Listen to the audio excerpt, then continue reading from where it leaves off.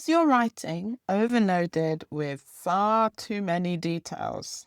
In this video, I'm going to give you 3 simple steps to help you write powerful but balanced descriptions that will grab your reader's attention and help you score amazing marks in your 11 plus creative writing. If you stay until the very end of the video, I have a bonus tip for you that professional writers use to edit descriptions.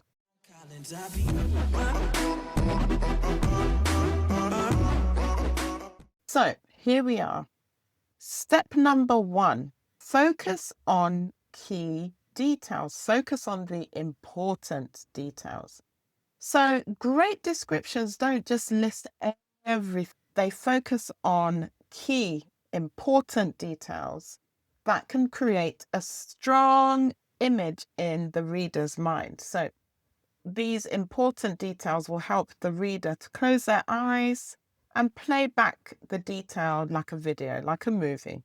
So I'll give you an example of an overloaded piece of description in writing. The room was dusty with cobwebs in every corner, faded curtains, a cracked mirror, and piles of yellow books everywhere. How about a balanced piece? Dust floated in the pale sunlight streaming through faded curtains. A cracked mirror reflected shadows on the wall. So what you can do is think about the 2 examples that I've just given you, and work out what you think are the most important details in the scene, and then focus on those details. So if you are going to apply that to your own writing, whenever you think about writing something, think about what is the most important part of what you're going to write, and then focus on those details concerning those important things, not giving details about every single thing. And just because you've been asked to be descriptive doesn't mean you have to be descriptive about every single cobweb, every single thing. When you do that, it makes your story overloaded. It takes away from the benefit of descriptive writing. I would like you to pause this video when I share with you an exercise to do, and then come back for tip number 2 after you've done this. So describe a haunted house in just 2 powerful sentences. So before we carry on with this amazing video, please remember to like this video, subscribe to the channel, and turn on the notifications so that you will get notified every time a new Geek School video goes up. Enjoy! Okay, so 2, use the senses smartly. Do we know the senses that I'm referring to? If you are a regular viewer and a subscriber of the Geek School YouTube channel, you know that I'm an avid supporter of writing about the senses. If you're not sure what the senses are, they are the 5 senses that we have, which are to hear, to taste, to smell, to touch, and to see. Okay?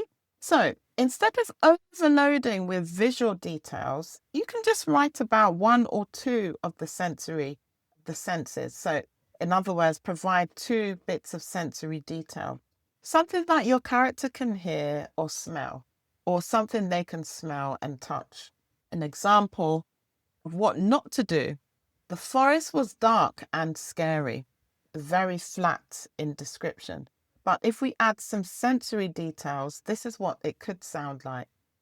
The scent of damp earth filled the air, and distant branches cracked in the silence. Okay, can you see the difference there? So just adding one sensory detail,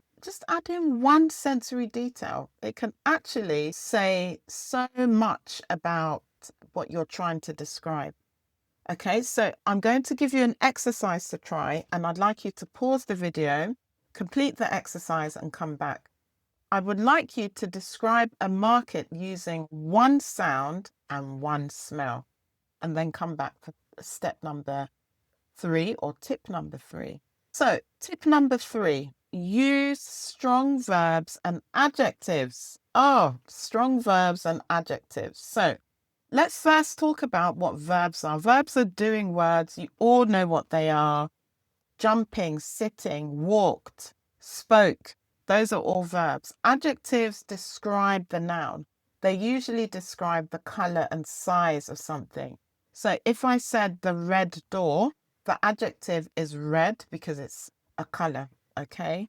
Now, strong verbs and specific adjectives can give the reader a much clearer picture instead of just writing, those long-winded descriptions, like the example I gave right at the beginning. Now, an example of a weak sentence would be, the man walked slowly across the street. But a better one would be, the man shuffled across the street, his coat flapping in the wind. We can picture all of that. That's why it's a really good way of writing. And where we're using strong verbs, instead of he walked, which is a weak verb, we've used shuffled. So we can picture how he's walking, okay? And we could even add the adjective to describe the color of his coat. So his faded green coat flapping in the wind. So from today, swap weak words like walked, said for something more vivid, okay? So instead of walked, we had the example of shuffled. We could use crawled, for instance. And instead of said, we could use whispered, screamed, questioned, okay? So I'm going to give you an exercise. I would like you to listen to this sentence and then rewrite it with stronger verbs. The dog ran quickly across the garden. So I'd like you to replace the verb ran with a stronger verb. We have come to the end of the video and I did promise you a bonus tip. So here it is. This tip is the zoom out trick, okay? And it's an editing tip. You write your description and then zoom out.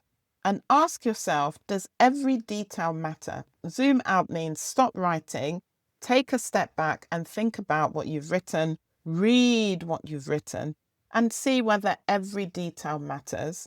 If it doesn't, if every detail doesn't matter, then you are going to trim the detail so that you can write something that is more impactful.